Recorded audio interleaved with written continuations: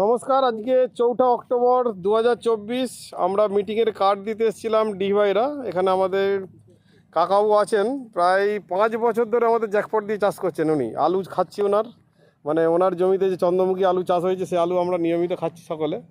তো এই পাশে এটা আরামবাগ তারকেশ্বর রোড, আর এটা আমাদের আরামবাগের হোটেল অ্যান্ড রিসোর্ট। তো এটা পরিষ্কার দেখা যাচ্ছে আরামবাগ হোটেল অ্যান্ড রিসোর্ট। তো কাকার সাথে কাকাবুর ছেলেও আছেন, না দুজনেই। এখন তো বাবার সাথে আপনিও দেখছেন। প্রথম উনি যতটা জৈব ভরসা করতেন না, এখন যতটা জৈবের ভরসা করছেন। আগে কাকাবুর ছেলে অতটা জৈব, কারণ উনি লকডাউনের আগে বাইরে থাকতেন, বোম্বেতে থাকতেন।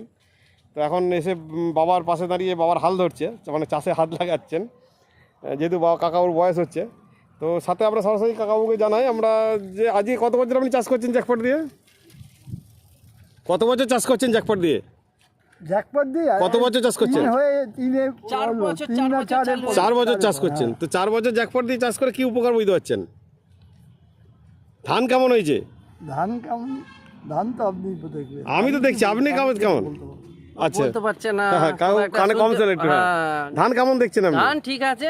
আলু কেমন হয়েছিল? আলুও খুব ভালো হয়েছে, কিন্তু আপনারা একটু আমাদের ফর্মুলা কম মানার জন্য ফলন কম হয়েছিল একটু। খেতে কেমন হয়েছে? খেতে একদম সুপার। লোকে যাদেরকে দিচ্ছেন, আমাকে বাদে যাদের খাওয়াচ্ছেন, তারা কি বলছে? তারা সব ভালোই বলছে। মানে তারা আপনাকে জৈব আলুর যে পয়সা সেটা দিচ্ছে? হ্যাঁ, অবশ্যই দিচ্ছে। মানুষ উপকার পাচ্ছে যে জৈবতে ফলন একটু কম হতে পারে, কিন্তু খেতে ভালো হবে, আলু বা ফসলের লংজিভিটি ভালো হবে। আর আপনাকে আমরা আমাদের জৈব চাল খাইয়েছি। জৈব চাল খেতে কেমন লেগেছে? জৈব চালও খুব ভালো, খুব তাড়াতাড়ি হচ্ছে, হজম হচ্ছে ভালো। আর বাকি খুব খারাপ নয়, খুব ঠিক। আমরা আরেকটা জমি যাব, সেই জমিটা একটু ভালো করে ভিডিও করবো। এটা হচ্ছে মিতালি ধান চাষ হয়েছে আমাদের ডিভাইরা অঞ্চলে। কারণ ডিভাইরা, হ্যাঁ, আজকে ইউটিউবে এটা লোড হয়ে যাবে। আচ্ছা।